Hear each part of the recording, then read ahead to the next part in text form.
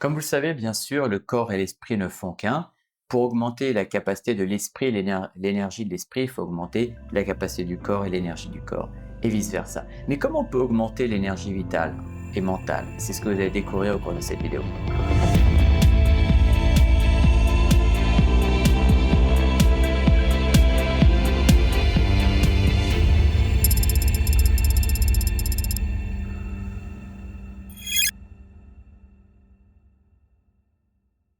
Bonjour et bienvenue dans cette vidéo, Dr Denis, auteur du premier livre en français sur le biohacking. Donc comme je le répète souvent, le biohacking a différents segments, hein. Il y a le body hacking qui va s'intéresser au corps, le neurohacking qui va s'intéresser au cerveau, il y a le mind hacking qui va s'intéresser plutôt à l'esprit d'une manière un peu plus connectée, on va dire, aux pensées, aux émotions, aux croyances, etc. Aujourd'hui, je vais donc vous expliquer comment vous pouvez pratiquer le mind hacking, comment vous pouvez finalement prendre le contrôle de votre esprit. Alors souvent, dans le développement personnel, dans les livres de développement personnel, il est question de dire que l'esprit humain a 50 000 à 70 000 pensées par jour. Voilà, c'est un chiffre qu'on retrouve souvent en pratique. C'est vrai que les études les plus récentes que j'ai pu trouver retrouvaient plutôt 6 500 en moyenne pensées par jour. Bon, enfin, en tout cas, ce qui est sûr, c'est qu'on a plusieurs milliers de pensées par jour.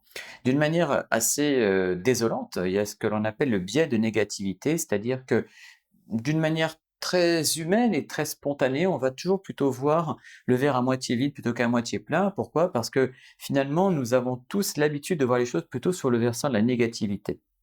Et ça s'explique très bien. C'est parce que finalement, ce qui était vraiment essentiel pour nos très lointains ancêtres Cro-Magnons, c'était que deux choses finalement. Un, la recherche du plaisir et deux, l'évitement de la douleur. Mais rapidement, finalement, l'être humain devant se protéger contre des prédateurs, la recherche du plaisir est rapidement devenue moins importante que l'évitement de la douleur. Parce que l'évitement de la douleur, ça veut dire la survie. Donc nous sommes plus, en général, fixés sur l'évitement de la douleur que la recherche du plaisir. Nous avons donc plutôt une vision euh, protectionniste. Donc, il faut vraiment être bien conscient de ça et donc voir comment vous pouvez retourner ce principe pour être au contraire plus dans la positivité. Alors, évidemment, il ne s'agit pas d'être toujours positif, positif, positif, parce qu'il y a une espèce presque de dictature d'être positif et il faut aussi accepter parfois que c'est pas le bon jour. Mais en même temps, si vous dites, OK, c'est pas le bon jour, mais j'ai envie de faire en sorte de changer d'état, il y a moyen de le faire.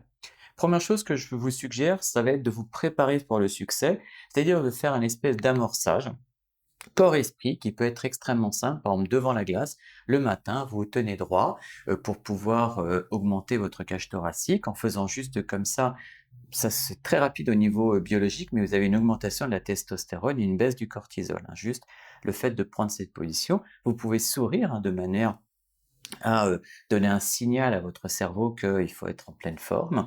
Et donc, c'est déjà la première chose, c'est cet amorçage corps-esprit. Deuxièmement, vous pouvez apprendre à contrôler vos sentiments et vos croyances limitantes. Pour cela, l'idée, c'est de comprendre quels ont été les déclencheurs du passé. Qu'est-ce qui, dans votre passé, a déclenché telle ou telle réaction dont vous voudriez vous débarrasser? En fait, c'est ce qu'on appelle le principe de l'ancrage, c'est-à-dire que c'est comme la Madeleine de Proust, parfois il y a des pensées ou des situations du passé qui vous ramènent dans l'état mental, dans les émotions de cette période-là. Donc l'idée, c'est d'arriver à comprendre comment déconnecter le passé des émotions qui sont liées. Ensuite, troisième point, l'idée c'est de comprendre que votre vie, elle est là pour vous, elle n'est pas là contre vous. L'idée c'est de comprendre que ce qui vous arrive, je dis pas que c'est bien ou que c'est mal, c'est dit d'une manière totalement neutre. Ça vous arrive, eh ben, OK, l'idée c'est que il faut bien tourner la page et passer à la suite. Ça paraît facile à dire, mais c'est pour ça qu'on encourage souvent les personnes dans le développement personnel à utiliser des ouvrages de gratitude ou à écrire de la gratitude, tout ce qui vous fait plaisir, tout ce qui est bon dans votre vie.